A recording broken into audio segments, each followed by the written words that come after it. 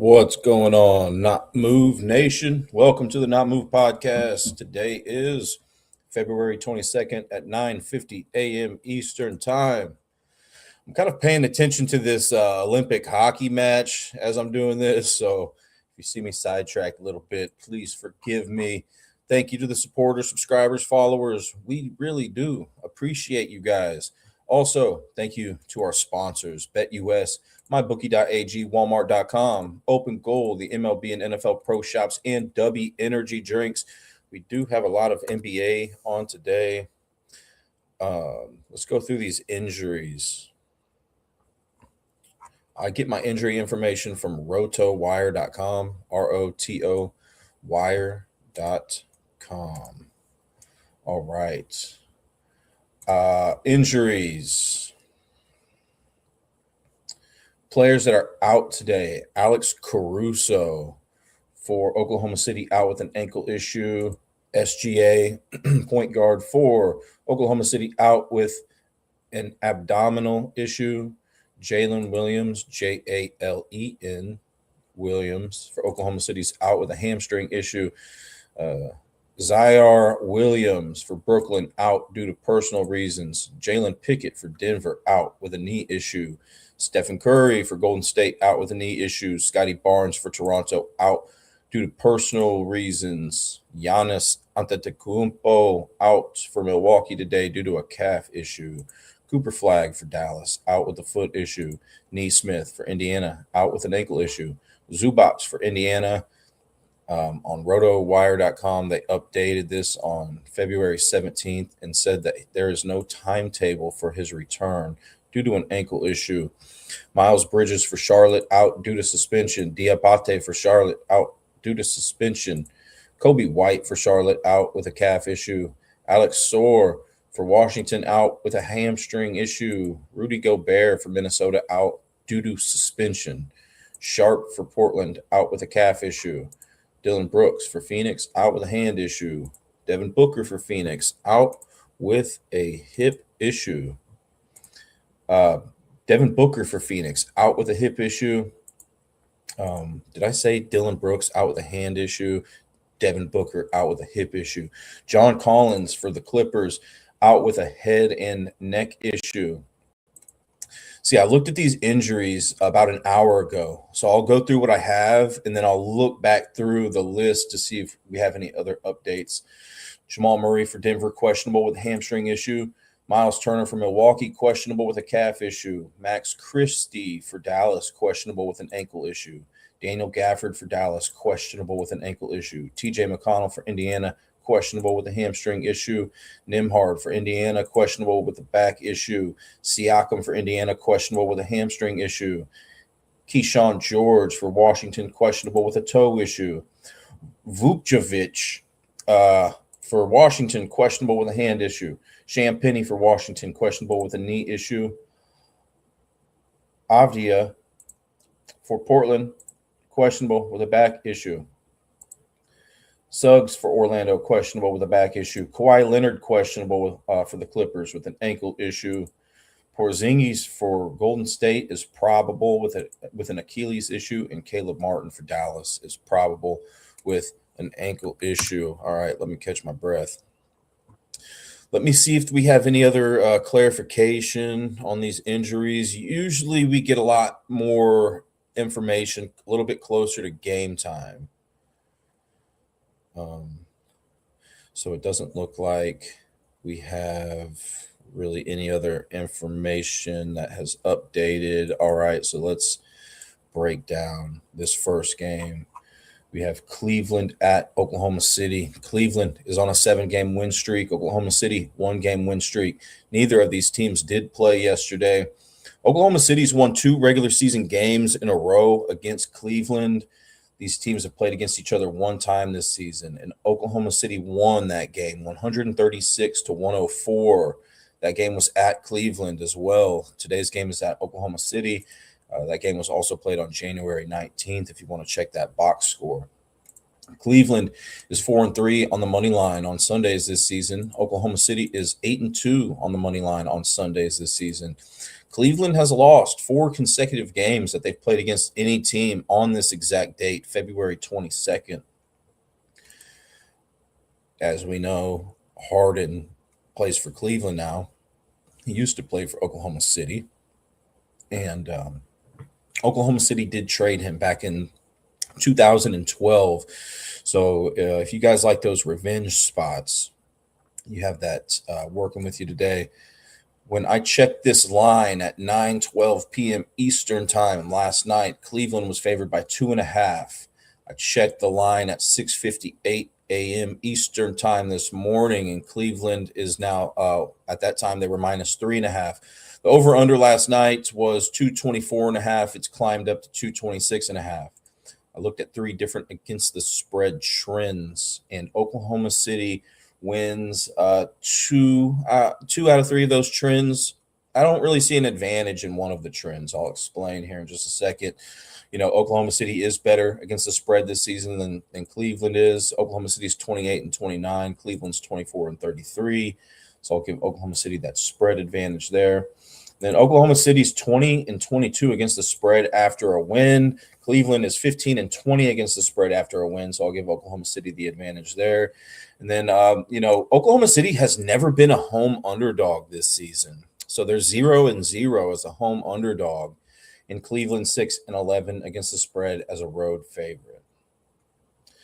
Oklahoma City is a really good defensive team. They rank first in team defensive efficiency. I kind of explained about what that is on previous shows, but it basically just takes the pace of play out of the equation and looks at how good or bad a defense is. Oklahoma City, they rank first in points in the paint allowed per game, first in fast break points allowed per game. Very good defense, but they do struggle defending against that 3-point shot. They allow the 3rd most 3-point field goals made per game to opposing teams. Donovan Mitchell not only ranks first on Cleveland in 3-point field goals made per game, but he ranks second in the entire NBA in that category. Donovan Mitchell, guys. Donovan Mitchell ranks first on Cleveland, second in the entire NBA in 3-point field goals made per game. And then it's Harden, who ranks second on the team, 12th best in the NBA in 3-point field goals made per game. Oklahoma City limits those assists to opposing teams really well. They rank 5th best in that category. But another vulnerability with this Oklahoma City team is that they do allow a good amount of rebounds to opposing teams. They rank 24th in rebounds allowed per game. So I could see guys like Evan Mobley, Jarrett Allen possibly taking advantage of that, depending on some other factors. I listed some of those other factors on yesterday's show at the beginning. Evan Mobley does rank first for Cleveland in rebounds per game, ranks 15th best in the NBA. And then Jarrett Allen ranks 20th in the NBA in rebounds per game. Oklahoma City does a pretty good job at limiting those free throw attempts per game. They rank 11th best in the NBA in free throw attempts allowed per game. So they're above average at that. Cleveland, pretty much the same thing, They are good at defending those points in the paint per game. They rank 6th best in that category. They are vulnerable to those fast break points. They rank 22nd in that category, so just a little bit below average. SGA is out today, and he is the leader for Oklahoma City in those fast break points. But I only really look at the top 50, the best players in each of these categories, top 50 of the NBA. But if you know somebody for Oklahoma City who's a decent fast break scorer and you think that they'll fill in that void today with SGA being out, so I'll give you a slight advantage there. Now, Cleveland is also below average at defending against those 3-point shots. They rank 24th in 3-point field goals allowed per game. But I've mentioned this before, Oklahoma City really doesn't have any 3-point, sharpshooters. Isaiah Joe is the leader for the team. He ranks 36th best in the NBA in 3-point field goals made per game. But I really got to give Cleveland the advantage here with Donovan Mitchell and Harden both ranking above Isaiah Joe, and Oklahoma City allows more 3-point field goals made per game than Cleveland does. So I think that's what I'm naturally thinking where Cleveland separates themselves today. They do rank 14th in assists allowed per game. So if you're thinking about an assist prop for Oklahoma City, you're going up against an average assist allowed per game defense there with Cleveland. And then Cleveland ranks 19th in rebounds allowed per game, so slightly below average. Chet Holmgren is the leader for Oklahoma City in rebounds per game and ranks 17th best in the NBA. Cleveland, they rank 16th in opponent free throw attempts per game. So, with SGA being out, we know, I've heard people call him a free throw merchant. But with him being out today, Chet Holmgren is that next man that leads this team in free throw attempts per game. He ranks 40th best in the NBA.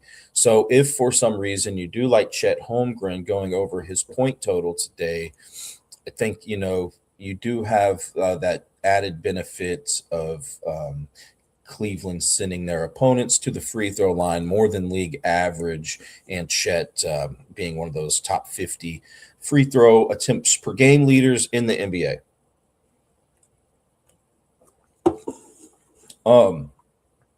For those triple doubles and double double guys that are out there, Harden has had one triple double in his last 25 games against Oklahoma City.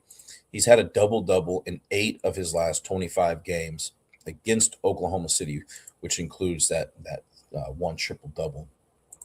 Hartenstein has never had a triple double in 13 career games against Cleveland, and he's only had a double double in 1 out of 13 career games against Cleveland.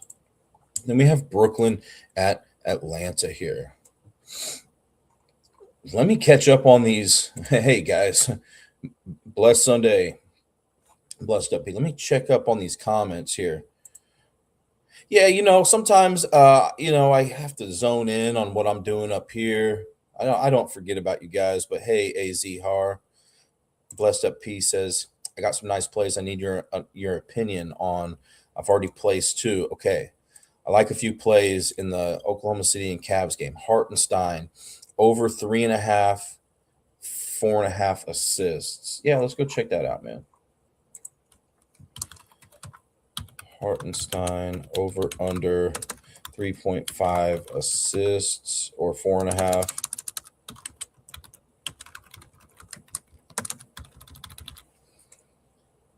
Jalen Tyson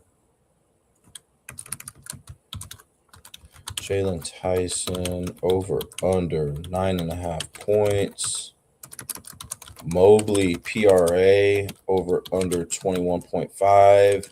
Might be on a min restriction, but I think the line's way too low. Blessed Up P says, hey, Audria, you the best. I'm your biggest fan. Thank you so much.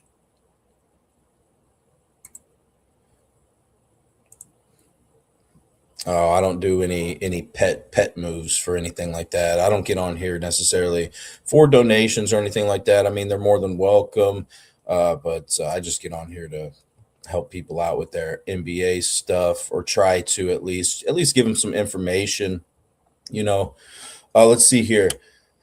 I like a few plays. Okay, so let's start with that Hartenstein prop you got there.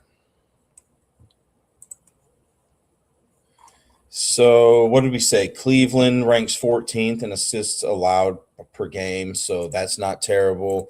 We can go over to NBA defense versus position. Hartenstein is projected to be that starting center today for Oklahoma City. So what does Cleveland allow to centers? They are above average. At defending those is above average. At defending against center assists. but that's not the end all be all. Sometimes I wonder if we look at positions too much in the NBA, because sometimes, like LeBron, he's listed as usually like a small forward, power forward. I mean, sometimes he's taking the ball up the court, and he's running point. So that's the thing about this NBA defense versus position stuff. If guys play like multiple roles, but, Hartenstein, let's go check his Hartenstein versus the Cleveland Cavaliers statistics. I think I said he's played 13 career games against them. So he's gone over that line in 4 out of 13 career games. 4 out of 13 career games against Cleveland. And then, man, I think what I need to see here is Hartenstein on ESPN.com, looking at those advanced statistics, looking at his 40 minutes. I'm hoping at a career high. And they are. They are tied for his career high, his assists per 40 minutes. So that's good. Is tied for a career high. Something else I'm thinking of, though, blessed up P, is with Jalen Williams and SGA and Caruso and some of these injuries for Oklahoma City. Will Hartenstein become a little bit more of a scorer today to fill in that offensive void? Also, with those two guys being out, those main guys for Oklahoma City, SGA and Jalen Williams, that gives, I feel like, less opportunity for Oklahoma City Thunder players to put the ball in the hoop when Hartenstein does pass the ball. I can't say that Case and Wallace, who's projected to be that starting point guard today for Oklahoma City, I can't say that he's as good as SGA offensively. And same with Jalen Williams to Aaron Wiggins, But also, what has Hartenstein done lately? How many games has SGA missed? SGA game log. Let's go take a look. So he's missed since the 3rd. Dude, these advertisements. I hope you guys can't hear that. So he's missed since that day. So Hartenstein, I mean, he's still getting, those assists, man. 11, 6, 6, 4. Since SGA's been out. I mean, he's had at least 4 in every game, it looks like, since SGA's been out. Let me click on SGA's name real quick. How long has he been out? Since the 4th of February. And Hartenstein's, he's gone over those assists. So that's something I was worried about, And then who has Hartenstein been going up against? Houston, Lakers, Phoenix, Brooklyn. Houston, who's a good defense, Houston, they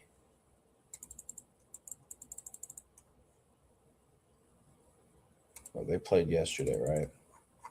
Yesterday, before they played, they ranked 2nd in assists allowed per game, and Hartenstein still had 11 against them. And then he went up against now Houston is vulnerable to those assists to centers. They allow the 3rd, 6th most.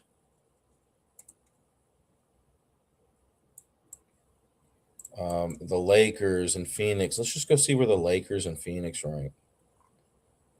Lakers a little bit below average. Phoenix.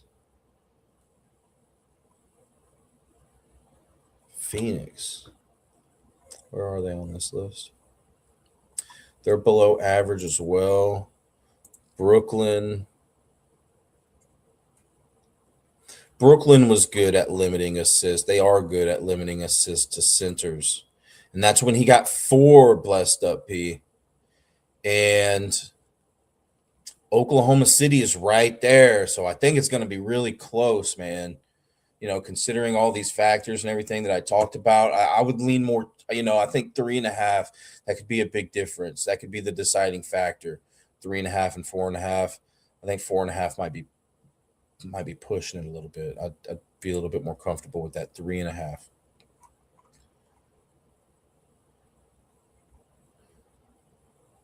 And then obviously, there's still some other information you could look at.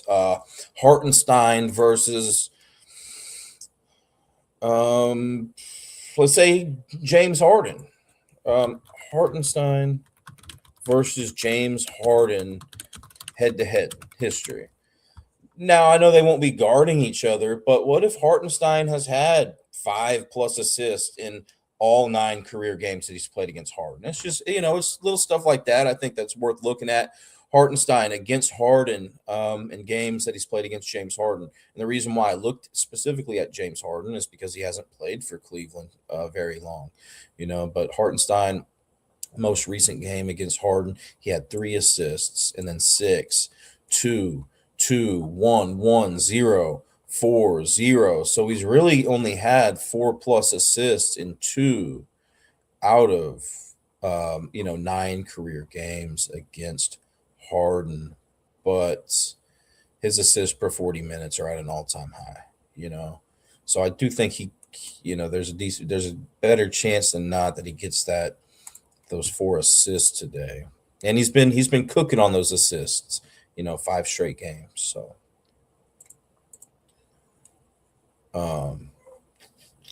then what was your other questions here? I have them wrote down. Tyson over under 9.5 points. So, with Tyson, let's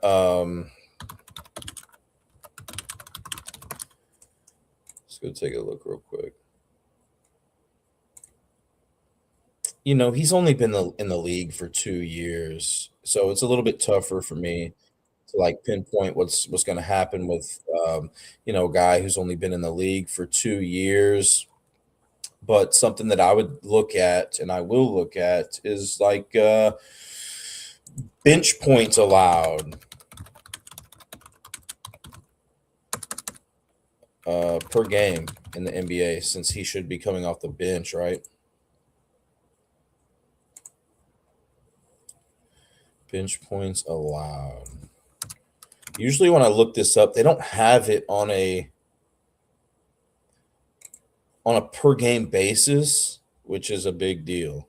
But the Thunder, they rank 17th. It looks like the Thunder are actually pretty decent at limiting those bench points.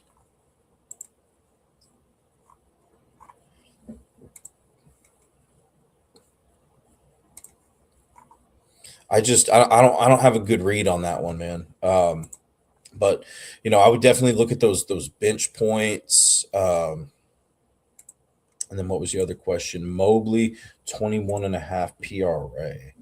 Let's go see if he's going to be on a minutes restriction.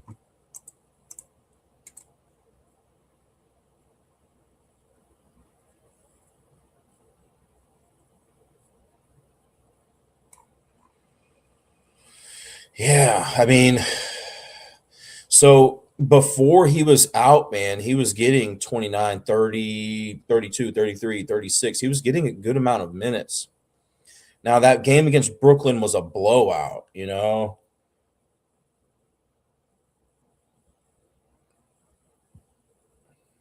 Mobley minutes. Let me look at another source here.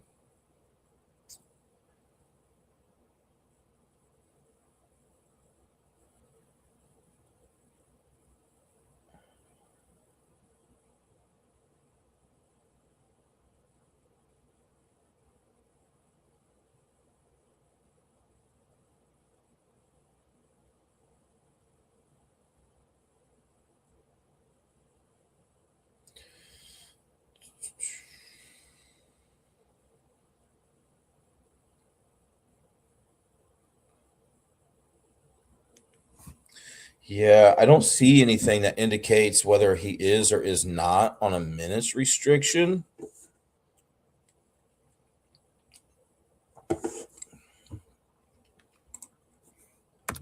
But that's definitely something to, keep up to date with. Then we can go look at Mobley versus Oklahoma City.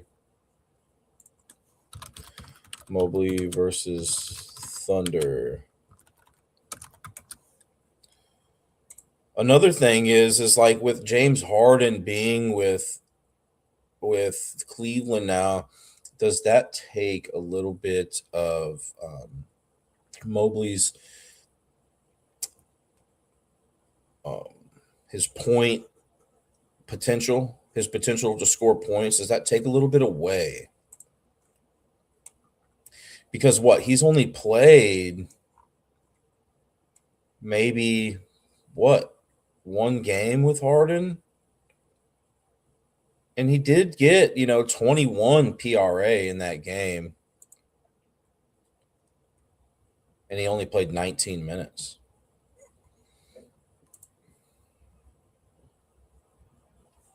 You would think that the game here would be a little bit more competitive today, than this Oklahoma City and Cleveland game. A little bit more competitive than that Brooklyn game. So, I think if he's getting 21 against Brooklyn, he could very well do that here today. Let's go see what he's done in the past against Oklahoma City. 22 plus PRA is what we're looking at. He's gone over that in 2 out of 3, 3 out of 4, 4 out of 5, 5 out of 6, 6 out of 7, 7 out of 8, 8 out of 9 career games against Oklahoma City.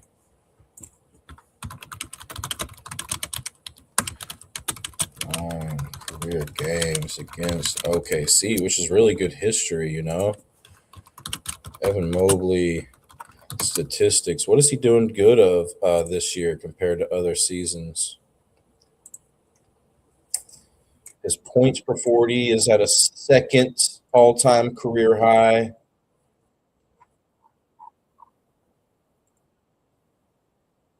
Come on. I'm getting rickrolled right now with these ads. Hope you guys can't hear that. Rebounds, assists look good. I don't want to, look at this for extremely long, but I do like, that rebound opportunity here for Mobley today. He's that projected power forward for Cleveland. Oklahoma City ranks 24th in rebounds allowed per game, and he is the rebounds per game leader for Cleveland. So I do like that. And Oklahoma City is below average at allowing rebounds per game to power forwards, according to fantasypros.com. What about points to power forwards? Slightly above average, Oklahoma City, which is okay. Brooklyn was slightly below average. And then assists, Oklahoma City. They're below average in assists allowed per game to power forwards, according to fantasypros.com. So, yeah, I mean, I think it looks pretty decent there, man. Even if he is on a minutes restriction, I think he could get there. Oklahoma City is good at defending against those assists per game as a team. They do rank fifth in that category. And what is Mobley good at scoring wise? Is he like a paint points in the paint scorer? Because Oklahoma City ranks first in points in the paint allowed per game. Let me go take a look real quick. See if I can look to see if he's. Yeah, I mean, Evan Mobley ranks 26th best in the NBA in points in the paint per game, but he's going up against a tough defense today. And then you could look at, Mobley versus Hartenstein.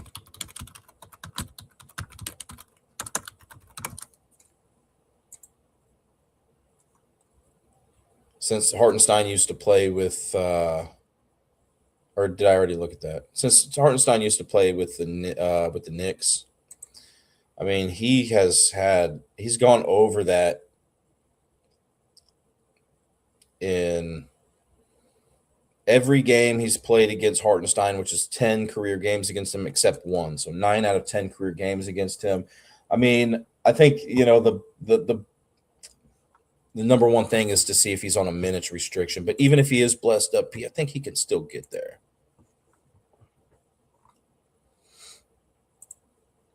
It's on him and Chet to score. But with Mobley and Allen around the rim, he's going to have to pass more, I think, also. Yes.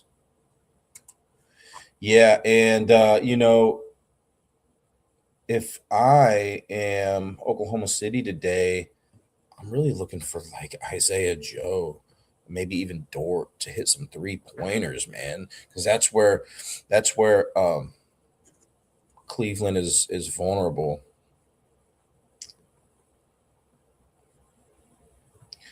I would say the number one thing that I would be concerned about would be the um, the the points for Mobley.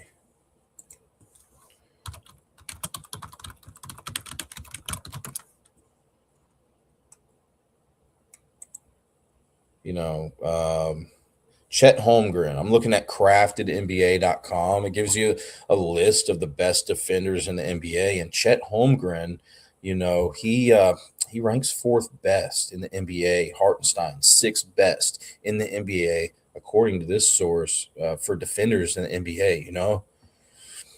So yeah, if I'm Mobley, man, I'm looking to pass a little bit more today. Now, especially now that he's got Harden. Yeah, I do think the PRA is doable, but I would, maybe even try to see if you feel as good about the assists for Mobley or yeah.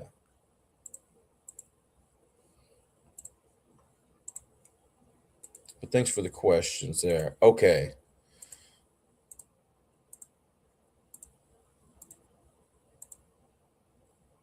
Let's close some of these tabs and move on to the next game.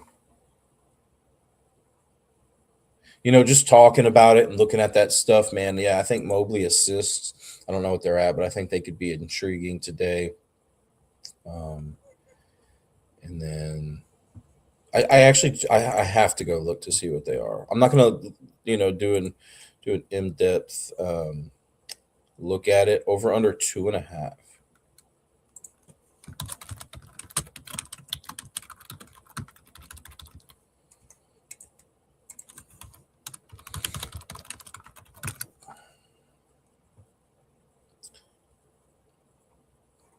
Yeah, that's the thing is you like the PRA. I get it, man. I get it. You like that PRA probably because he's been going over that line a lot, would be my guess. It's just all about those minutes, right?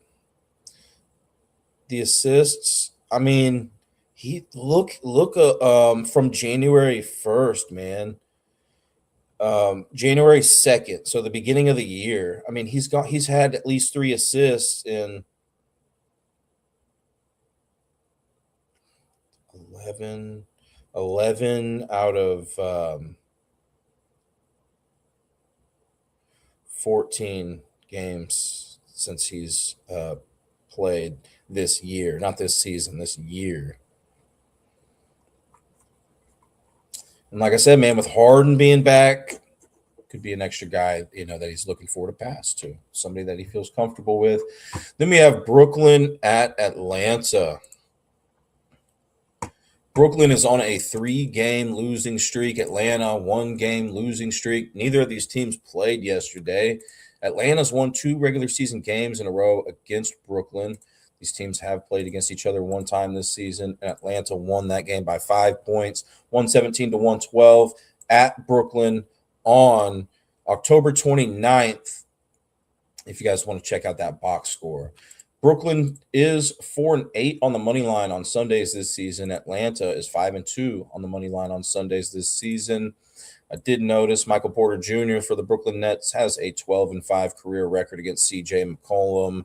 I don't think that really means a whole lot, but considering Michael Porter used to play with the Nuggets, McCollum is like coming off the bench for Atlanta. But anyways, I did write that in my notes. Riza Shea for Atlanta scored his career high at Brooklyn. This game is at Atlanta today, but it was at Brooklyn on April 10th of 2025. He scored 38 total points.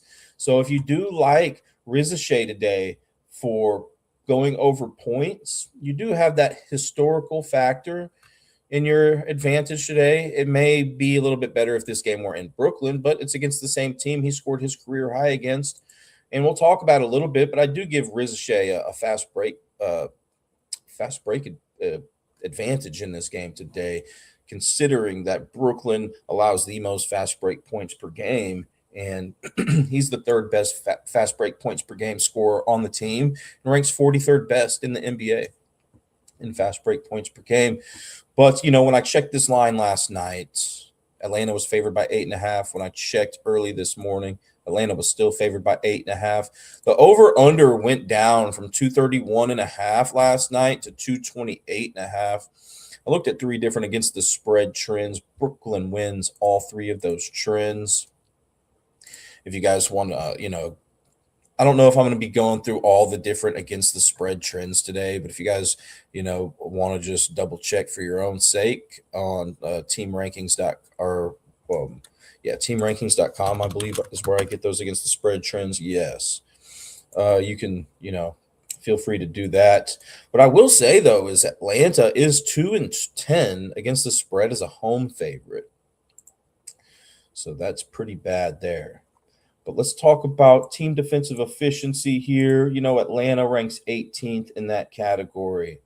So they are below average in regards to team defensive efficiency.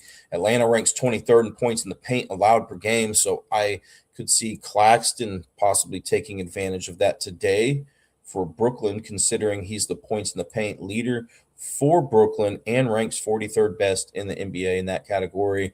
Atlanta's also, vulnerable to those fast break points per game. They allow the 5th most to opposing teams. Michael Porter Jr. is the fast break points per game leader for Brooklyn, but he ranks 82nd in the NBA in that category. So, Atlanta slightly below average at allowing 3-point field goals made per game to opposing teams. Michael Porter Jr. does lead the Nets in that category as well, ranks 3rd best in the NBA in 3-point field goals made per game, followed by Dimon, who ranks 33rd best in the NBA. Atlanta, they're slightly below average in allowing assists per game to opposing teams. By the way, man, if you guys want to talk about a different game or if you guys have any other questions, feel free to let me know. I know a lot of people may not be interested in this, Brooklyn and Atlanta game. Maybe you are. I don't want to waste either of our time if, nobody's interested in this. Since Harden's been with the Cavs, Jarrett Allen has been locked and activated. He balling. Handle over points. Nick Claxton, rebounds and assists he likes. Yeah, rebounds and assists. Okay. Yeah, Claxton, he is the rebounds per game leader for Brooklyn. He ranks 31st best in the NBA in rebounds per game. And Atlanta allows the sixth most rebounds per game to opposing teams. Claxton is projected to be that starting center today for Brooklyn. And Atlanta allows the third most rebounds per game to opposing centers, according to fantasypros.com. So I think that looks pretty decent there. Blessed up P. Obviously, several other factors, but Atlanta also below average in those assists allowed per game. Like I said, slightly below average. They are slightly above average, according to fantasypros.com, at defending against those assists per game to opposing centers. But you may have found something that you just absolutely love about it. So, where were we? Atlanta, they are below average at allowing opponents to shoot free throws per game. They rank 18th in that category, so not terrible. But Michael Porter Jr. is the leader for Brooklyn and ranks 36th best in the NBA in free throw attempts per game. Then we have the Brooklyn defense. They rank 25th in team defensive efficiency, so they are near the bottom of the league in that category. They allow a good amount of points in the paint per game to opposing teams. They rank 26th in that category, so they allow the fifth most points in the paint per game. Jalen Johnson is the leader for Atlanta.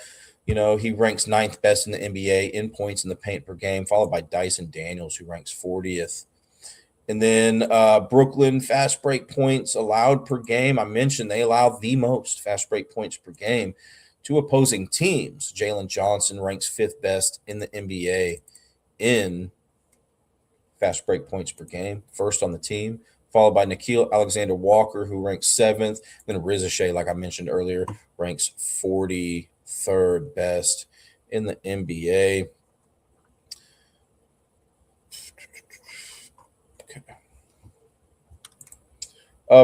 Something that Brooklyn does do good at is limiting those 3-point field goals to opposing teams. They actually rank sixth best in that category. So and generally speaking, I would give a slight disadvantage to 3-point shooters for Atlanta today. At the top of my head, I don't really know any except, I think CJ McCollum has been doing decently from the 3-pointers. He's been coming off the bench. And then let's see here.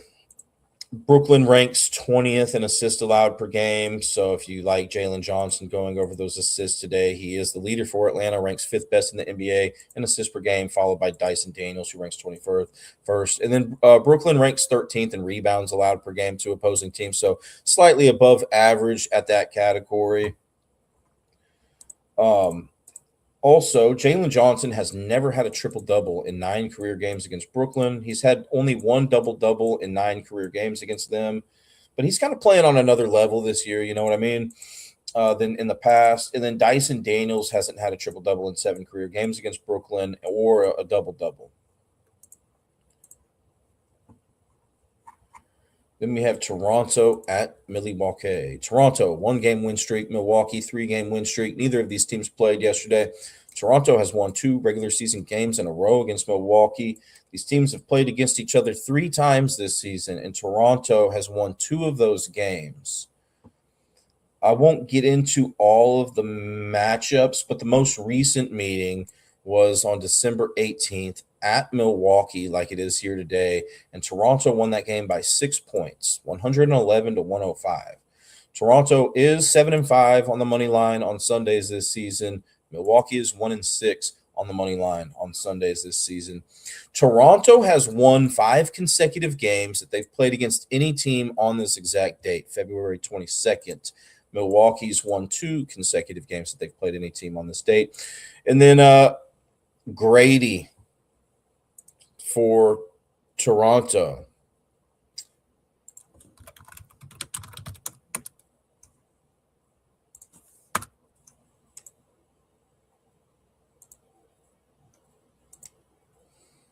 Grady, he's been getting like 9, 16, 16 minutes lately. But, it's worth noting if you like him for points for some reason today, I'm not saying that I do, but if you do, he did score his career high in points at Milwaukee, like it is here today on November 12th, 2024. It was 32 total points. I believe he may have been a starter at that time, and it looks like he'll be coming off the bench today.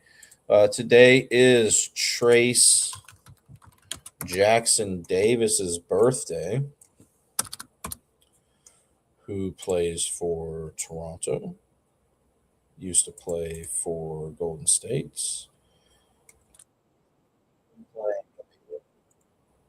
Last game was on 2/11, but it is his birthday.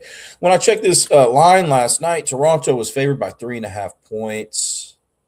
When I checked this morning, Toronto was favored by 2.5. The over under was 222.5 last night.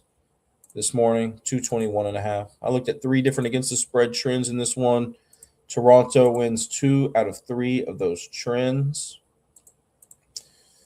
The only trend that they don't win is, they're 6-6 as a road favorite. Milwaukee is 7-6 against the spread as a home underdog. So Milwaukee wins that one by default. Toronto, though, they are better against the spread than Milwaukee slightly. And then Toronto is 17-15 against the spread after a win. Milwaukee's 9-14 against the spread after a win.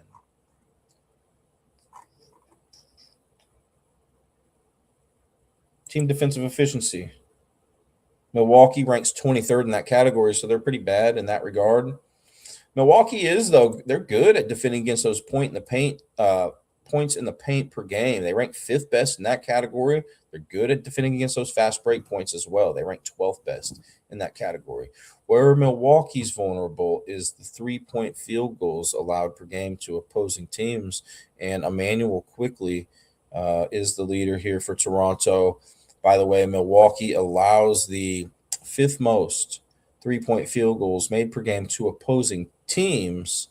Quickly is the leader for Toronto in 3-point field goals made per game, ranks 27th best in the NBA in that category. I would maybe go check to see if you like Quickly points or going over those 3-pointers today. Maybe look at his history against Milwaukee, against Kyle Kuzma, since Kuzma hasn't played his full career in Milwaukee, maybe even against Kevin Porter, Miles Turner, a lot of different things you could look at here. But Milwaukee is also average at limiting those assists per game to opposing teams. They rank 15th in that category. Quickly is the leader once again for Toronto in assists per game. He ranks 22nd in that category. Scotty Barnes 27th. And then Shed ranks 29th.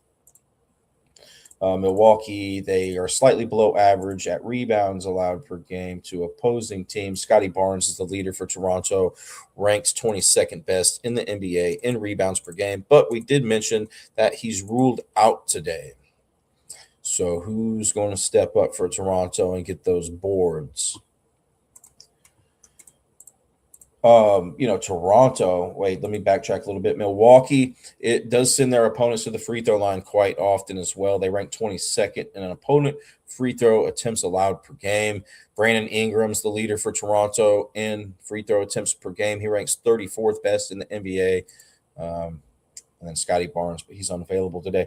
And then Toronto, team defensive efficiency, they rank 6th best in the NBA in that category. So they're a good defensive team. They don't really have any big flaws, guys. I mean, really, their biggest flaw is the opponent free throw attempts that they allow per game. They rank 20th in that category, but I didn't see anybody from Milwaukee in the top 50 of the NBA in free throw attempts per game. I mean, if Giannis was playing, we know he's good at getting to the free throw line. Maybe not the best free throw shooter, but he is decent at getting to the line. But he's out today, from my understanding. But, Toronto's biggest vulnerability is going to be the 3-point field goals allowed per game. They rank 10th best in that category, though. Also, the rebounds allowed per game, which they rank 10th best at in that category. I gotta lean towards Toronto in this game.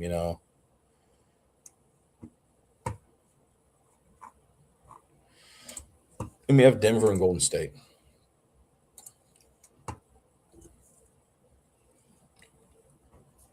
I think I like Denver in this one. I am a Nuggets fan, but I think I like Denver on this one. At least on the money line spread, I can still see the spread happening. It has been climbing. But let's talk about it. Denver 1 game win streak, Golden State 2 game losing streak. Neither of these teams played yesterday. Denver's won 1 regular season game in a row against Golden State. The season series is split 1-1, so each of them have won 1 game against each other this season. The first meeting was at Golden State, like it is here today, on October 23rd, and Golden State won that game by 6 points in overtime, 137-131. The most recent meeting was on November 7th at Denver, and Denver won by 25 points, 129-104. Denver is 2-3 on the money line on Sundays this season. Golden State's 4-3 on the money line on Sundays this season. And Golden State has won 3 consecutive games they've played against any team on this date, February 22nd. Also, Draymond Green does have an 18-10 career record against Nikola Jokic. When I checked this line last night, Denver was favored by 4.5. When I checked this morning, they were favored by 5.5. And I think I checked a little bit before I started streaming, and Denver climbed up to 6.5, I think. Over under last night, 230.5. This morning, 229.5. I looked at 3 different against the spread trends in this game. Denver leads all of those trends, 3-0. Denver, they're better against the spread in general. They have 32-25 against the spread record. Golden State's 25-31. Also, Denver's 12-9 against the spread as a road favorite compared to Golden State, who's 1-4 against the spread as a home underdog. And then Denver's 19-16 against the spread after a win. Golden State 13-13 against the spread after a loss. All right. So Denver, they rank 22nd in team defensive efficiency, so that number could be better. They're pretty average at defending against all of these categories. They rank 12th in points in the paint allowed per game. I didn't see anybody. Well, I didn't look. But they rank 12th in points in the paint allowed per game, so slightly above average. Fast break points allowed per game, they rank 15th. So they're average at defending those fast break points. DeAnthony Melton for Golden State is the leader in fast break points per game, but he's not great. He ranks 136th in the NBA in fast break points per game. I think if Golden State wants to hang around, they're going to need a big game from Moody, considering Denver ranks 16th in three-point field goals allowed per game, and 2 opposing teams, so slightly below average at defending against those three-point shots. And Moody is the leader for Golden State out of available Golden State players today in three-point field goals made per game, and ranks 37th best in the NBA in that category. Denver is above average at defending against those assists per game, too. They rank 12th best in that category, 6th best in rebounds allowed per game. They are slightly below average at sitting their, giving their opponents free throw attempts. They rank 17th in that category, but I didn't find anybody for Golden State who ranks in the top 50 in the NBA in free throw attempts per game.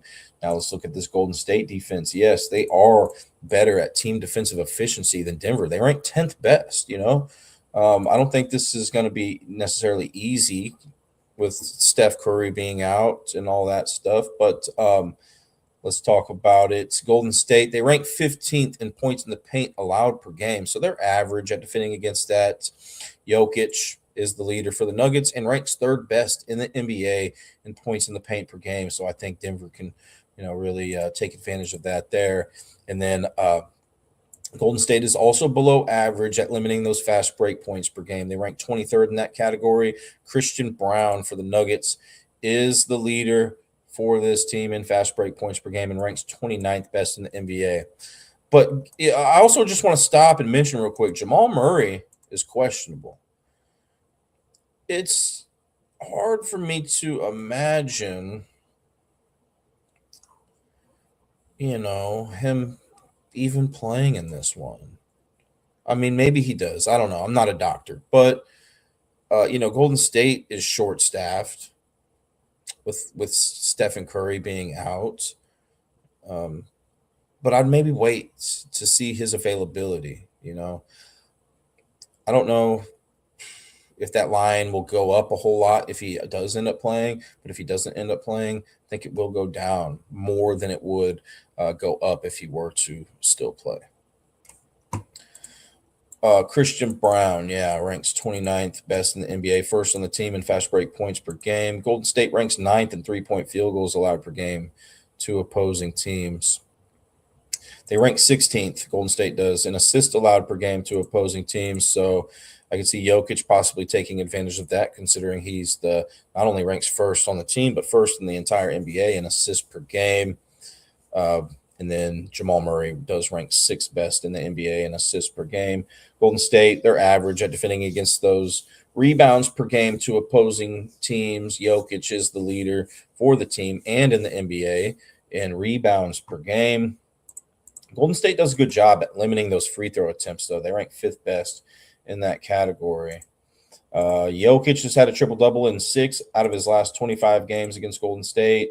Jamal Murray has had a double double in 1 out of 22 career games against Golden State. Yeah, I'm liking Denver in this one, and even if the line does go up, if Jamal Murray does play, I mean, even taking that line down a little bit, could I'm cool with that. But I think I want to wait on that news before I made any moves. But maybe you like it regardless. So, but yeah, that's a game I'm looking at today. Denver. Can we touch Hornets and Wizards? I feel like it actually might be a good high scoring game. Yeah, man, let's do it. The Hornets. The Hornets, I mean, that's a team that's on my radar too. I think that spread may be a little too high though. But let's talk about it. Charlotte, 2-game losing streak. Wizards, 2-game win streak. Neither of these teams played yesterday. Charlotte's won 3 regular season games in a row against Washington. These teams have played against each other 3 times this season, and Charlotte has won all 3 of those meetings. Charlotte won at Washington, like it is here today, in that very first meeting on October 26th by a final score of 139 to 113. Blew them out of the water. The second meeting was on 12/23 at Charlotte, and Charlotte also won that game 126 to 109. Blew them out of the water. The most recent game was on January 24th at Charlotte, and Charlotte only won by 4, 119 to 115. Charlotte is 4-2 on the money line on Sundays this season. Washington's 3-6 on the money line on Sundays this season. When I checked last night, Charlotte was favored by 10.5. When I checked at about 7 a.m. Eastern time this morning, Charlotte moved to minus 11.5. I looked at 3 different against the spread trends in this game. Charlotte wins all 3 of those trends. The big one that I see here is that, Charlotte, they're like, I think they're like the second best team against the spread in the NBA.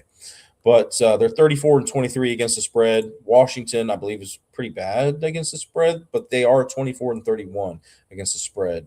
And then Charlotte is 19-11 against the spread after a loss. Washington's 5-10 against the spread after a win. There are some notable like injuries and suspensions in this game, right? With Miles Bridges, Diabate, Kobe White still out, but the Charlotte lineup still looks pretty solid. And then Alex Soar for Washington is out, and they have some questionable players that I mentioned at the start of the show today as well. But Washington, Blessed Up P down here in the comments says that he thinks that this game might be a good high scoring game, and it just might be, man. Both of these teams are below average in team defensive efficiency. Oh, Miles and Diabate are back, he's saying? I thought they had to serve a 4-game suspension. I think that they've only missed 3 games, Blessed Up P. I'm seeing that they've missed 3 games. And here on rotowire.com, it says that they've both Miles Bridges was suspended for 4 games. So I don't think that includes the game he was ejected from.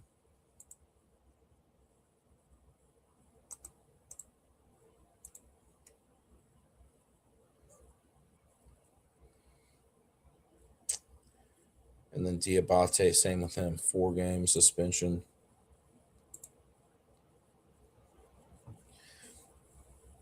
But yeah, I don't think that includes the game that they were kicked out. So I do believe that they're both out today. But I would check up on that a little bit closer to game time. Like I said, uh, these injury, who's available to play and who's not available today gets a little bit more clear in those moments leading up to game time, usually about an hour before game time, sometimes sooner, sometimes a little bit later. Sometimes you even have those late scratches where you think a player's going to play. You look at the starting lineup 10 minutes before the game. It says that they're starting, and then something happens and they don't end up playing. It's rare that that happens, but it does happen from time to time. Okay, so Washington, let's talk about their defense or lack thereof. They have the third worst team defensive efficiency ranking. They rank 25th in points in the paint allowed per game, but I didn't see anybody for Charlotte that ranked in the top 50 in points in the paint per game. But if you know somebody for Charlotte that could get those points in the paint, Kalkbrenner, maybe Grant Williams. You have that in your advantage today. Same with the fast break points. Washington's bad at defending against that, but I didn't see anybody in the top 50 of the NBA in fast break points per game for Charlotte, except Kobe White, who's not available today, from my understanding. And then Washington is below average at defending against those 3-point field goals made per game to opposing teams. Knipple, I mean, this guy is good, man. He ranks first on the team, fourth best in the NBA in 3-point field goals made per game, followed by LaMelo Ball, who ranks sixth, Brandon Miller, who ranks 16th, Miles Bridges, who ranks 48th. In case he does play, and I'm wrong about that. I don't think he's playing today. But I've looked at a lot of different stuff today, so you guys might have had a little bit more time to look at this more in depth than I do on some of this stuff. But yeah, I think the Hornets have a lot of good 3-point shooters. And the question is, who's going to be that guy today? Is it going to be LaMelo? Is it going to be, Washington? They're looks like they're about average at defending against the 3-point field goals made per game to opposing point guards. What's Knipple projected to play? Shooting guard. Let's see how they defend against that. They're a little bit worse, it looks like, compared to other teams at defending against the shooting guard 3-point field goals made per game. Brandon Miller might be the guy, considering Washington is the worst team at defending against 3-point field goals made per game to opposing small forwards. Brandon Miller is projected to be that starting small forward today. He does rank third best on the team and 16th best in the NBA in 3-point field goals made per game. I could, if you guys like Brandon Miller today for some other reasons, I think that's a good look. I'd be looking into that probably a little bit more. Washington also allows the second most assists per game to opposing teams. If Miles in the center out, Kalkbrenner for points and rebounds for Williams for rebounds. Cool, man. Thanks for letting everybody know. Yeah, Blessed Up P, he's been, a big supporter of mine for the last couple years. So he's knowledgeable too, guys. Thank you, Blessed Up P, for letting everybody know what you like. Let me let that stay up there for a little bit more. Okay. But yeah, Washington does allow the second most assists per game to opposing teams. LaMelo Ball is the leader for Charlotte and ranks 9th best in assists per game.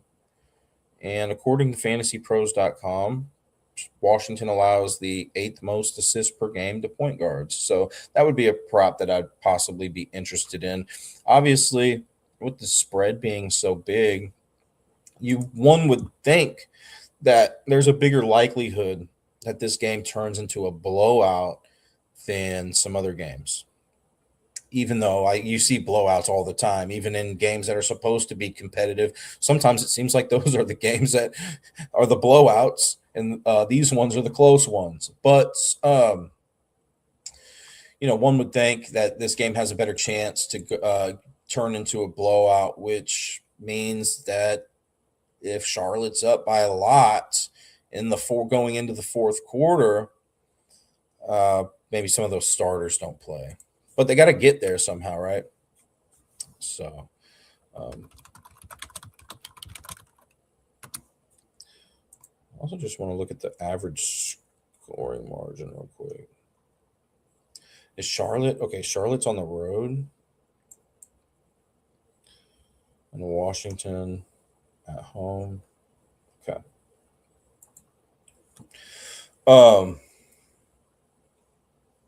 Washington allows the most rebounds per game to opposing teams. Blessed up P's in there in the comments saying that he likes a couple guys for maybe some rebounds. I'd definitely be looking at those guys for some rebound props.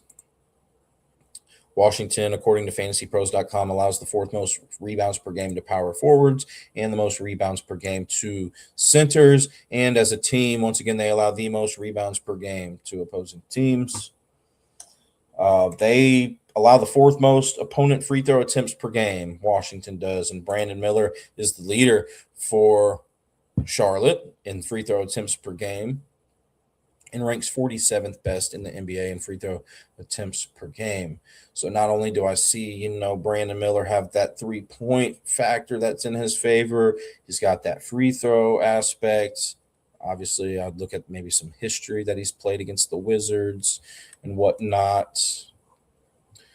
Okay, so let's talk about Charlotte's team defensive efficiency. They rank 16th in that category. With all these injuries to Washington, I don't really have any players on my mind. You guys probably know about this depleted Washington team a little bit better than I do. But Charlotte does rank 19th in points in the paint allowed per game. So they're below average at defending those points in the paint. Anthony Davis and Alex Soar are the leaders and the only players that rank in the top 50 for Washington in points in the paint per game. But somebody's must have been picking up that slack lately. So I would try to see, who is that guy that's getting those points in the paint if you're interested in this game for Washington. And then Charlotte ranks 20th in fast break points allowed per game. I'm seeing Alondes Williams ranks 8th best in the NBA in fast break points per game, first on the team, followed by Cam Whitmore and then Trae Young, who is unavailable from my understanding. Charlotte's pretty good at limiting those 3-point field goals made per game to opposing teams. They rank 11th best in that category. Charlotte allows the fewest rebounds per game to opposing teams. So this is an interesting matchup because you got the team that allows the fewest rebounds per game to opposing teams going up against the team that allows the most rebounds per game to opposing teams. So it's pretty cool. And then Charlotte, they rank 17th in assists allowed per game, so slightly below average. Keyshawn George is the leader for Washington and ranks 41st in the NBA in assists per game, followed by Bub Carrington, who ranks 43rd. I did notice LaMelo Ball has only had a triple-double in 1 out of 16 career games against Washington. He's had a double-double in 7 out of 16 career games against Washington, which includes that triple-double. Bro, you're not. No, I'm not. I'm not tired, man. I'm pretty good. I used to really exhaust myself when I first started doing this stuff, but now, yeah, I try to pace it as much as possible. I mean, it's a little tiring, I suppose, but I've kind of learned how to pace myself a little bit better. I am real. How are you doing today, AZ? Thanks for joining the chat. Okay. So let's go to the game that we all are waiting for here. Boston at Lakers. Boston, 2-game win streak. Lakers, 2-game win streak. Neither of these teams played yesterday. Boston has won 2 regular season games in a row against the Lakers. These teams have played against each other one time this season, and Boston won that game by 21 points, 126 to 105. It was played on December 5th. If you guys want to go check that box score, and that game was at Boston. This game today is at the Los Angeles Lakers crib. Boston is 6-3 on the money line on Sundays this season. The Lakers are 9-1 on the money line on Sundays this season. I think they were 9-0, blessed up P, and then your Knicks beat them, if I can remember that correctly, a couple weeks ago. Marcus Smart used to play with the Boston Celtics. Now he's with the Lakers. For those of you that like those revenge spots, that could be interesting. He was traded from Boston to Memphis back in 2023, so it wasn't directly to the Lakers, but he may have some animosity towards the Celtics for that. Okay, so LeBron James needs 12 rebounds. I know his over-under on rebounds is what? Probably something like 7.5. Let's go see what it is. I'm going to guess it's 7.5. 5.5 at plus chicken. So I don't necessarily look at the props as much as I used to back in the day, but I used to be able to call the line just on the fly like that. The thing is that he hasn't been like getting a lot of triple doubles this season, so I mean it makes sense.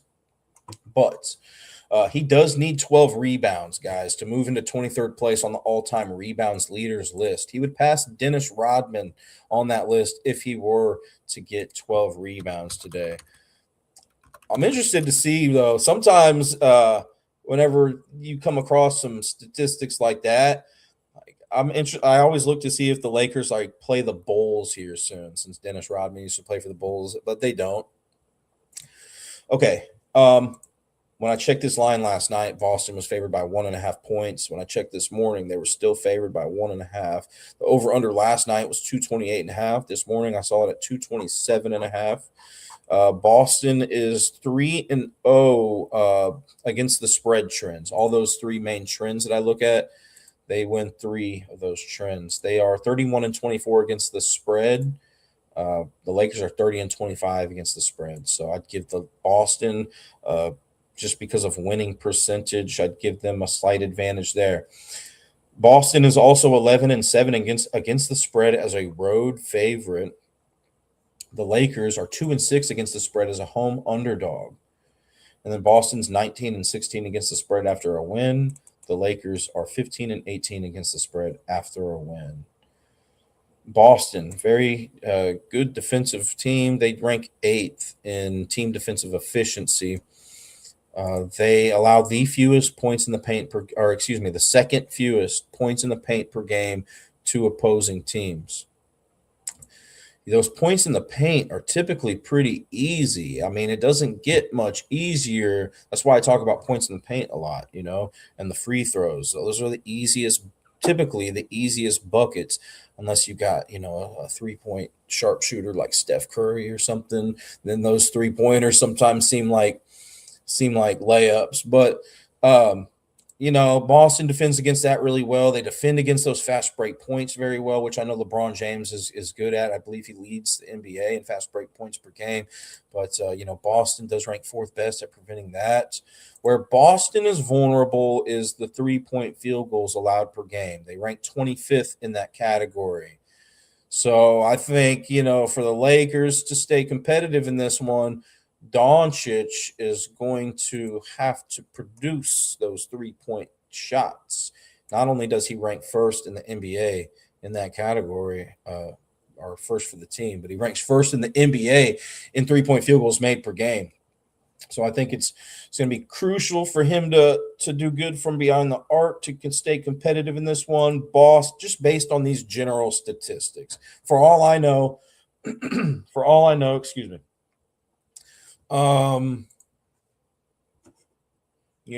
Austin Reeves averages 10 3-point field goals per game against Boston.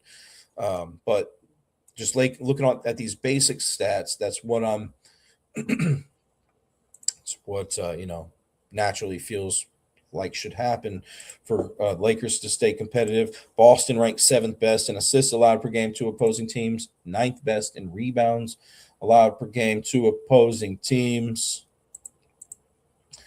Team defensive. Boston also does a good job at limiting those free throw attempts per game to opposing teams. They rank 6th best in that category. While we're on that, the Lakers rank 3rd best in limiting those opponent free throw attempts per game. So both of these teams are disciplined in that regard. And then we have, the Lakers. Lakers, much worse defensive team. They rank 24th in team defensive efficiency. They're slightly below average in points in the paint allowed per game to opposing teams. They rank 21st in that category. Jaylen Brown is the leader for Boston and ranked 7th best in the NBA in points in the paint per game. And then it's Vucevic, who ranks 50th there for Boston. Lakers slightly below average at limiting those fast break points per game. They rank 16th in that category.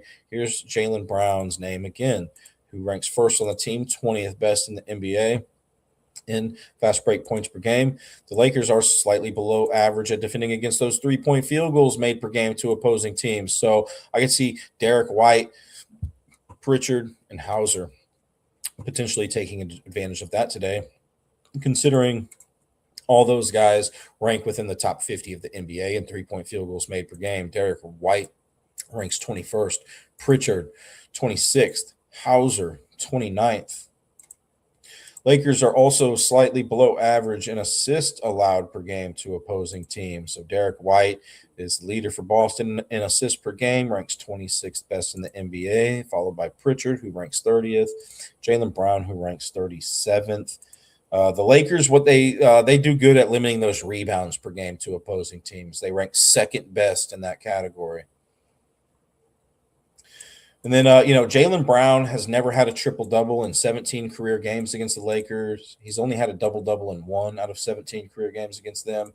LeBron has had a triple-double in 3 of his last 25 games against Boston. He's had a double-double in 12 of his last 25 games against Boston, which includes those 3 triple-doubles. And then Doncic has had a triple-double in 3 out of 17 career games against Boston. He's had a double-double in 6 out of 17 career games against Boston, which includes those 3 triple-doubles. Like right now, I'm thinking Boston in this one, but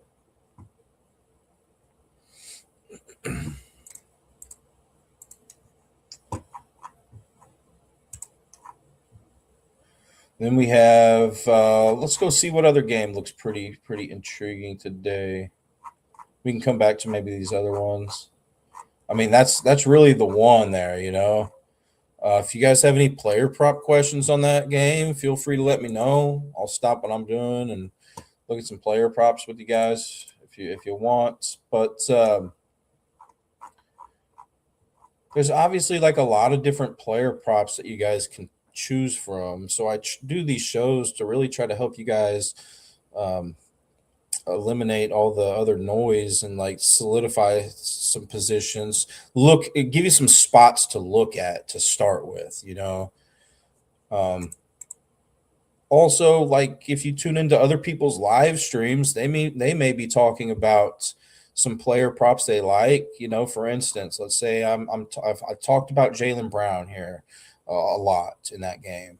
Maybe you go to somebody else's live stream that you think is knowledgeable and they talk about how they like Jaylen Brown going over this stat today or that stat today. Then you're like, okay, he starts giving you some more confidence on making that play.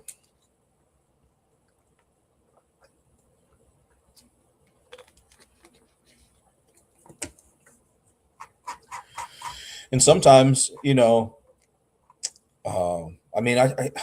got to keep it basic first, I feel like. So that's why I try to do these shows early in the day. Give you that basic foundation to work with. And then once you want to go to that advanced stuff, throughout the day and dive deeper into this stuff, look at it more thoroughly. I think it works out well. But sometimes, like if I feel like if I miss this basic information, why am I looking at the advanced stuff? Okay, so let's talk about this Orlando and Clippers game because my buddy texted me earlier and said who did I like today? Um, who do I like today? What's going on in this Olympic hockey game, by the way? Let me just go take a look at that.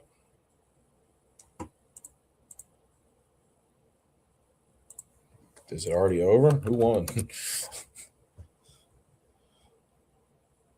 Oh, USA won. Cool. 2-1. Sweet. Okay. Yeah, my buddy was texting me earlier, asked who I like today. I think places that I would start is Denver. I already mentioned that. I've already mentioned some other spots where I was thinking about like leaning towards a team or whatever. But this Clippers team is also intriguing me today. I know John Collins is out. Kawhi Leonard's questionable to play, so I think that information is definitely important before I um, make any decisions about that game. The good news is that the Clippers did not play yesterday, so I think there may be a better chance for Kawhi to play here tonight. But he left that game against the Lakers on 2 days ago, so we will see, on his availability. But yeah, Orlando 1 game losing streak, Clippers 1 game losing streak. Orlando did play yesterday. And the Clippers did not. Orlando's won 1 regular season game in a row against the Clippers.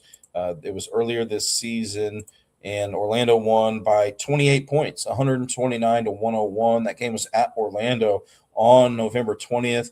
Orlando has a 2-6 money line record on Sundays this season. The Clippers are 5-2 on the money line on Sundays this season. The Clippers also have lost 2 consecutive games that they've played against any team on this exact date. James Harden. Why would I mention James Harden here? He's with Cleveland now. Okay. But let's go back up to the Harden thing real quick because I wrote it down on this game instead.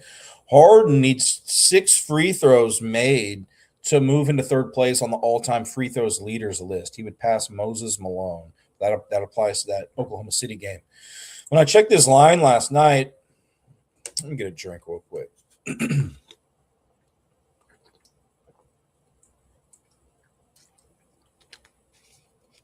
Somebody asked if I get tired doing this. Yeah, I've learned how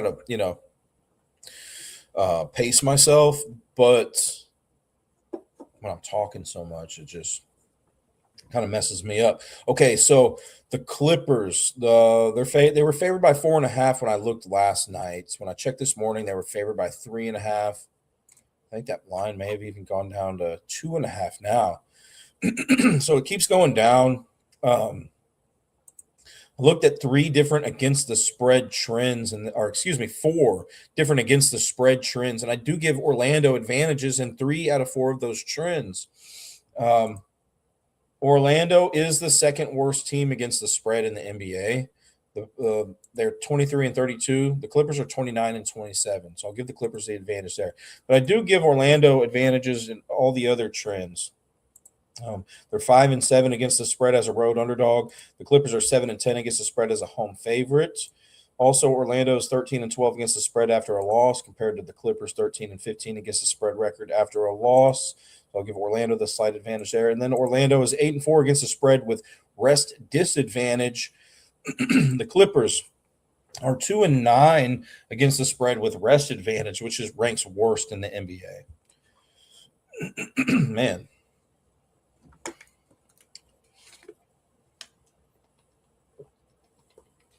Let's see if my voice will allow me to continue. All right. And so, I think Kawhi Leonard playing in this game might be the difference maker for me, on we'll see. But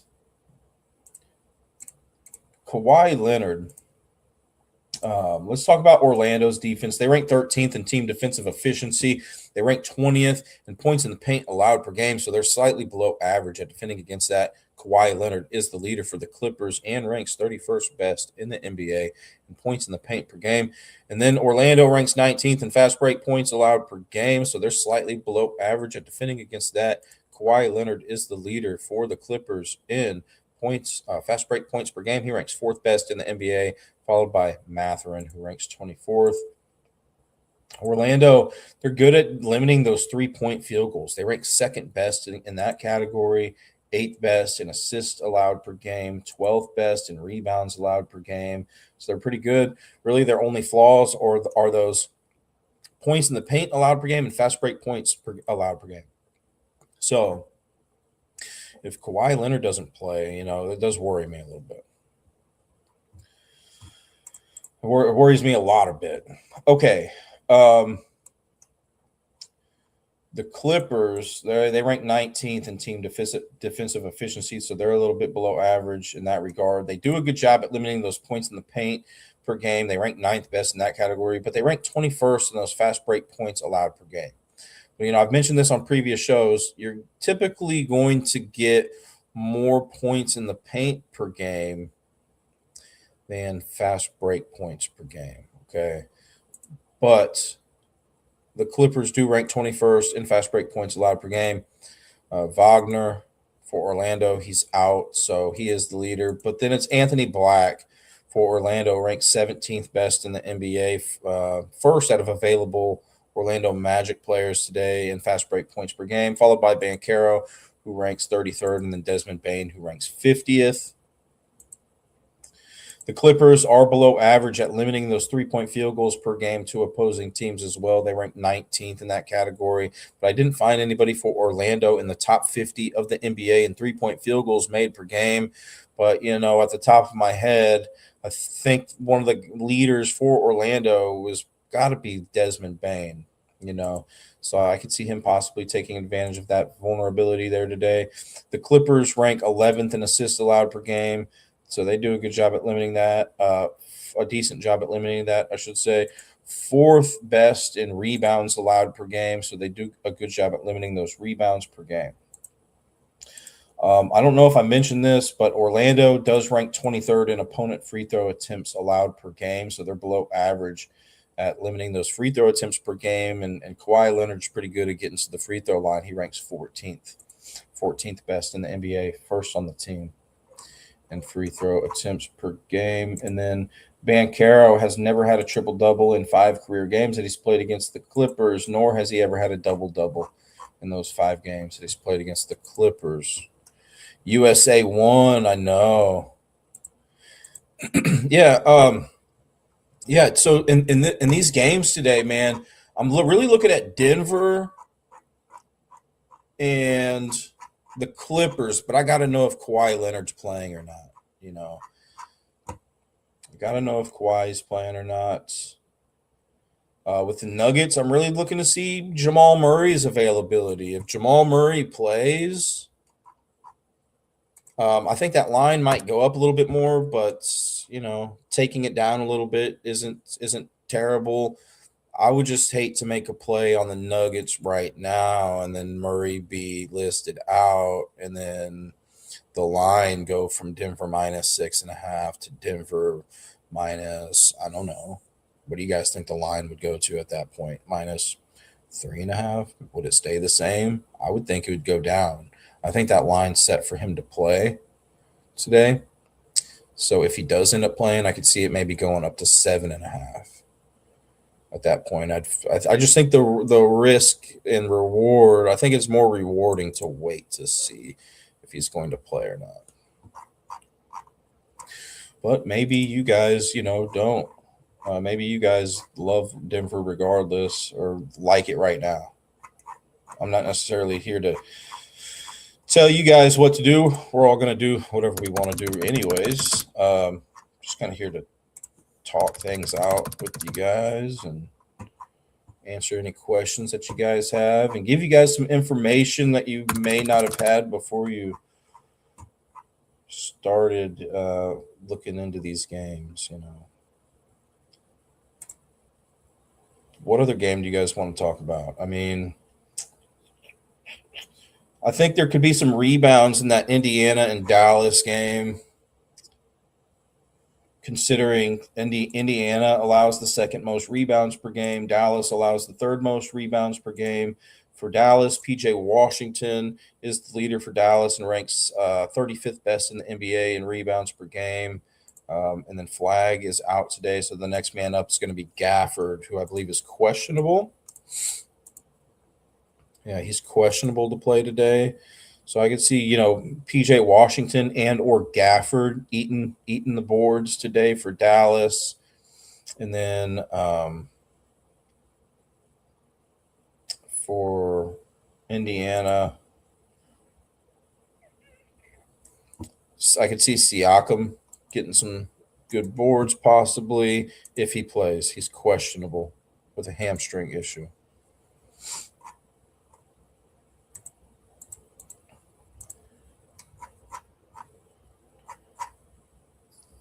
Philadelphia, Minnesota. Yeah, I mean, Philadelphia.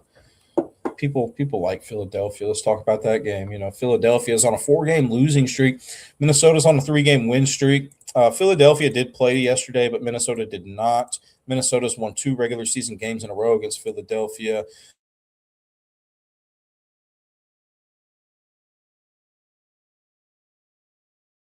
Minnesota's 7-2 on the money line on Sundays this season. Philadelphia has also lost 3 consecutive games that they've played any team on this date, February 22nd. But today is Dr. J's birthday. Julius Irving, who obviously doesn't play anymore, but he used to play with the Sixers back in the day. Pretty good player there. Drummond for Philadelphia. I mentioned Embiid is questionable. He was actually out yesterday, so we'll see if he plays again. Plays today. But Embiid needs 4, or not Embiid. Drummond for Philadelphia needs 14 offensive rebounds to move into 10th place on the all-time offensive rebounds leaders list. He would pass Charles Oakley. When I looked at this line last night, Minnesota was favored by 8.5. When I looked this morning, Minnesota was favored by 8.5. Over under stayed the same as well, 237.5 in both scenarios. I looked at 4 different against the spread trends, and Philadelphia wins all 4 of those trends. Philadelphia is better against the spread than Minnesota. They're better against the spread as a road underdog than Minnesota is as a home favorite. Philadelphia is 11-2 against the spread with rest disadvantage. I mentioned that they played yesterday and Minnesota rested, therefore Minnesota has rest advantage. So Philadelphia 11-2 against the spread with rest disadvantage, which ranks best in the NBA. Minnesota 7-7 against the spread with rest advantage. Team defensive efficiency, Minnesota ranks 7th best. So they're not particularly great at limiting points in the paint allowed per game, but they rank 14th in that category. They rank 8th best in fast break points allowed per game, 7th best in 3-point field goals allowed per game, 10th best in assists allowed per game, but then 16th in rebounds allowed per game. Drummond, I mentioned he needs 12 offensive rebounds to move up on that all-time leaders list, but Drummond leads the team and ranks 14th best in the NBA in rebounds per game. Also, Minnesota does rank 24th in opponent free throw attempts allowed per game. So they're sending their opponents to the free throw line pretty often. Maxey is the leader for Philadelphia in free throw attempts per game and ranks 18th best in the NBA. And the reason why I mentioned the free throw props is, let's say you do like Maxey going over his point total today, whatever that is. I mean, that gives you a little bit of an extra confidence boost, I would think. Going up against a team who sends their opponents to the free throw line pretty often. Maxey ranks first on the team, 18th best in the NBA. Okay, you could maybe get a few easy, well, I don't know if I want to call it easy because I don't want to miss in a clutch free throw for you. But you know what I mean. That gives you a better,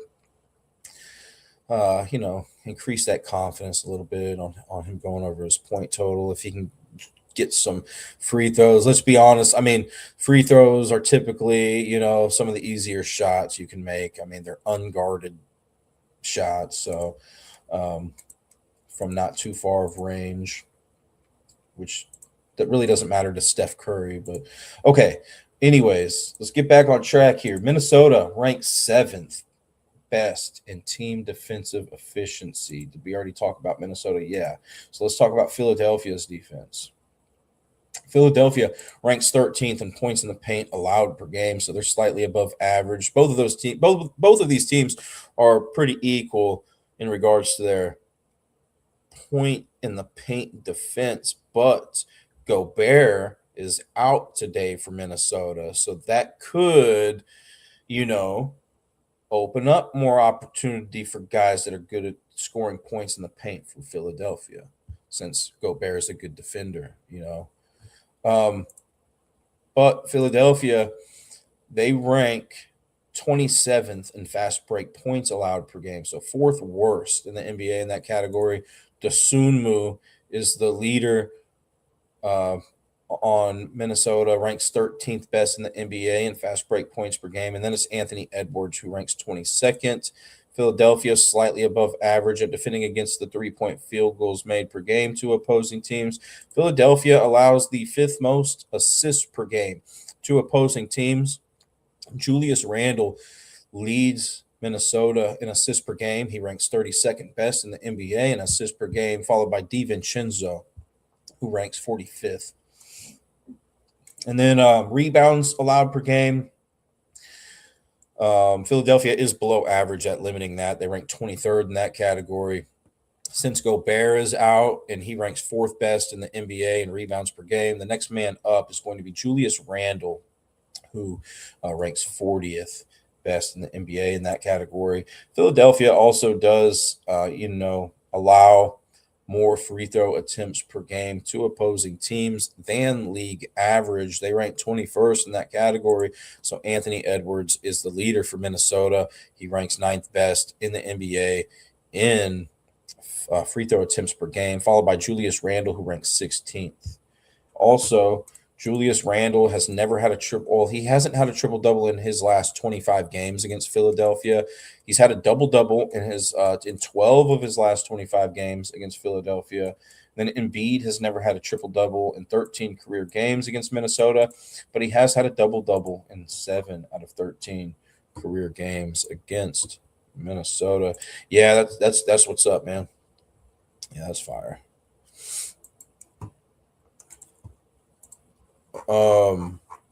Yeah, that was like one of the first hockey games I've been excited about in a long time. I do like NHL playoff hockey. I think that's pretty exciting. And it's not like I think hockey's a pretty cool sport, but just not like something that I grew up playing, I should say, right? I mean, I didn't have an ice skating rink when I was a kid, next to my house or anything. But I could always go outside, throw the baseball around, shoot a basketball. That's why I really love basketball. Is you can do basketball by yourself. You don't need anybody. I guess you could really do anything by yourself, but basketball it just seemed like the best sport to do by yourself. Yeah, playing football with the friends was always cool. What games did we not cover today? Let's see if we can touch up on those. And then, so we talked about Brooklyn, Atlanta, Toronto, Milwaukee, Denver, Golden State, Dallas, and Indiana. Yeah, we kind of touched on that. I mean, if Siakam plays today, I do give him a huge points in the paint advantage if he doesn't have any limitations. Dallas allows the most points in the paint per game, and Siakam is the leader for. If he plays today, he would be the leader for Indiana in points in the paint per game, and he ranks 11th best in the NBA in that category. Indiana, I'm just looking at fantasypros.com. Dallas.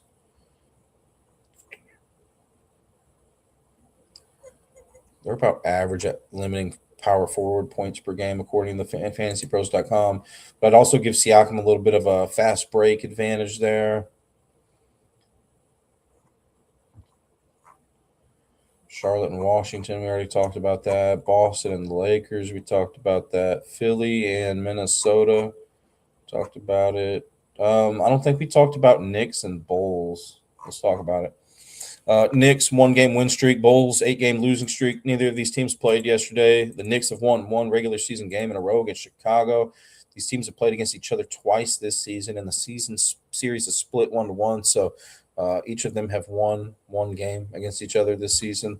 The first meeting was on October 31st at Chicago, like it is here today. Chicago won by 10 points, 135 to 125. The most recent meeting was on November 2nd at New York, and New York won by 12 points, 128 to 116. The Knicks are 8-1 on the money line on Sundays this season. Chicago's 2-5 on the money line on Sundays this season.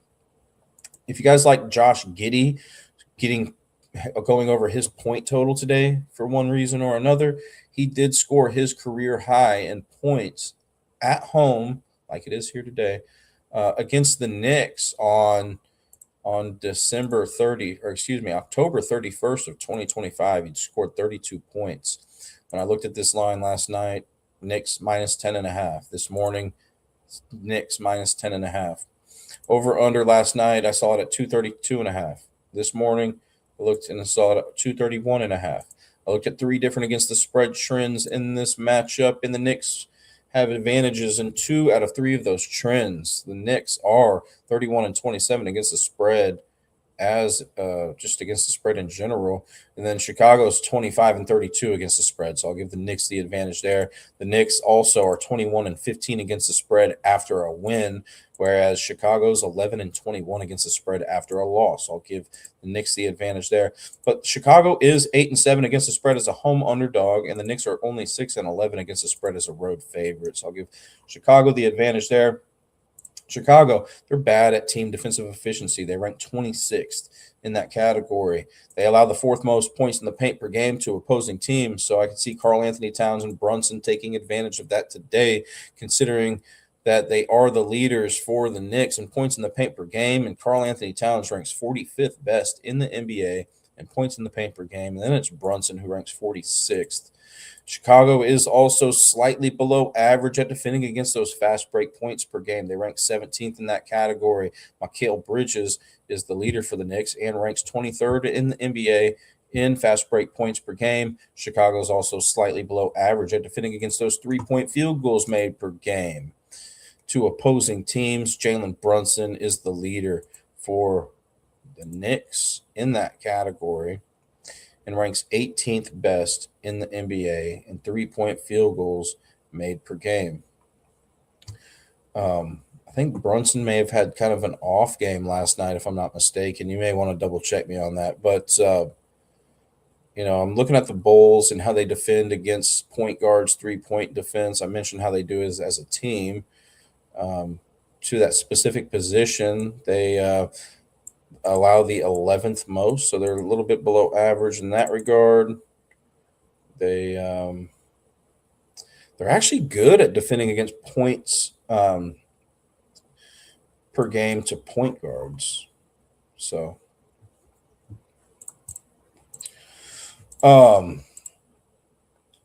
Chicago does allow the 3rd most assists per game to opposing teams, the 4th most to opposing point guards, and Brunson leads the team in assists per game, ranks 20th in the NBA in assists per game, followed by Josh Hart, who ranks 33rd, Mikal Bridges, who ranks 50th.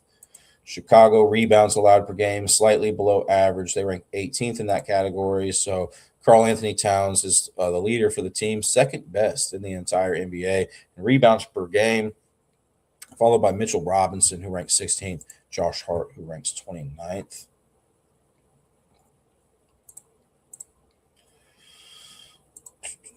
Was there anything else I wanted to cover about this game? Knicks, they rank 12th in team defensive efficiency, so they're solid. They don't allow very many points in the paint per game. They rank fourth best in that category, ninth best in fast break points allowed per game. But their vulnerability, and I mentioned it yesterday, is going to be that 3-point field goals allowed per game. They rank 20th in that category. Anthony Simons for Chicago is the leader for Chicago and is the only player for Chicago that ranks in the top 50 of the NBA in 3-point field goals made per game. He ranks 25th in that category. But the Knicks are good at defending against the assists per game. They rank fourth best in that category. They rank seventh best in rebounds allowed per game. And then let's see, Giddey has had a triple double in 4 out of 10 career games against the Knicks. He's had a double double in 7 out of 10 career games against the Knicks, which does include those 4 triple doubles. Brunson hasn't had a. I just want to go look real quick just to see what that line is on Giddey double double. Plus 335. I'm not saying that he's going to do it. I'm saying that it's interesting. I did mention that the Knicks are good at preventing those assists and rebounds per game to opposing teams. But Giddey, he's had 19 double doubles this season. He's had a double double in 7 out of 10 career games against the Knicks. Anyways, Brunson hasn't had a triple double in 18 career games against Chicago. He's had a double double in 3 out of 18 career games against Chicago.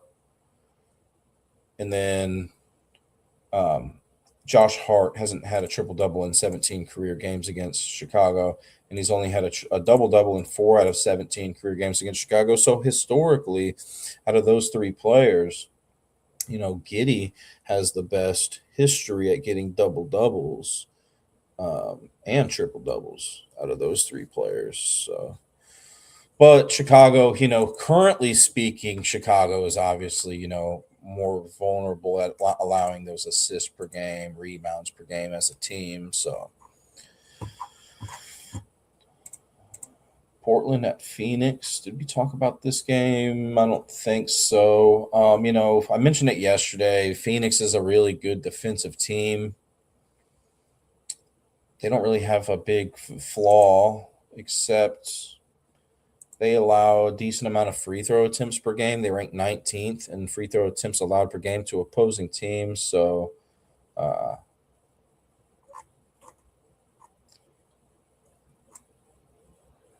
Avdia ranks second best in the NBA in free throw attempts per game. Jeremy Grant ranks 23rd. Shaden Sharp ranks 43rd. Another vulnerability with Phoenix, rebounds allowed per game. But, this could change with Devin Booker and Dylan Brooks being out today, So we'll just kind of see how Phoenix does with those absences. I think offensively they could have some trouble. They are good against the spread, though. They have the best record in the NBA against the spread. 35-22. I think offensively they could, be in a little bit of trouble today. Portland's not necessarily a defensive powerhouse. They rank 20th in team defensive efficiency. They rank 17th in points in the paint allowed per game. Mark Williams is the leader for the team, ranks 48th. So this is where I would look at how does Phoenix do without Devin Booker on the court, without Dylan Brooks, without both of them? Have they had any games this season without both of these guys? And if you don't know necessarily, if you can't find that information, I think looking at usage rate, I don't talk about that a whole lot anymore, but that's so important with player props. Usage rate, NBA. Let's look at Phoenix Suns. I'll type in my search engine here. Phoenix Suns usage rate, player usage rate. Usually takes me to statmuse.com. And you'll want to select the column where it says usage percentage at the far left if you've never done it before.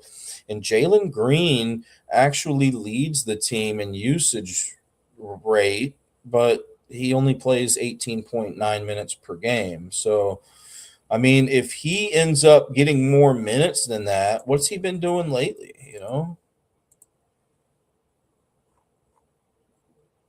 He played 37 minutes against Orlando yesterday. That's somebody who I'd be looking at. His usage rate should be through the roof today, you would think.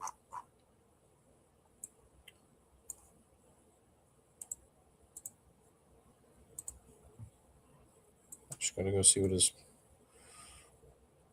point total is here. Phoenix Suns.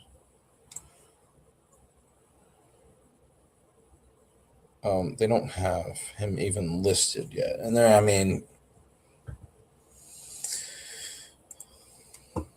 but yeah, I mean, his usage rate is through the roof. And if he's getting those type of minutes, I think, he could do good today. I would go look at what his strengths are. Is he a good fast breaks points per game scorer? I mean, Portland allows the second most fast break points per game.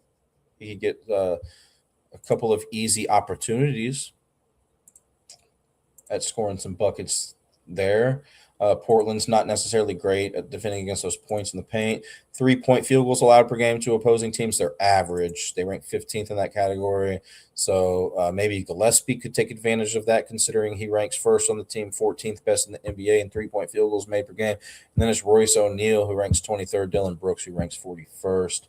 Portland also slightly below average at allowing those assists per game. They rank 18th in that category. With Dylan Brooks being out, Gillespie is the leader for the Phoenix Suns and ranks 39th best in the NBA in that category. Portland also allows a good amount of free throw attempts per game to opposing teams, but the two leaders for Phoenix Day are out, Booker and Brooks. But if you know somebody else that could maybe pick up that slack, you could see that possibly happening there for you. And then Avdia hasn't had a triple-double in 13 career games against Phoenix, but he's had a double-double in 1 out of 13 career games against them. And I think that about does it for today. Thank you guys so much for tuning in today.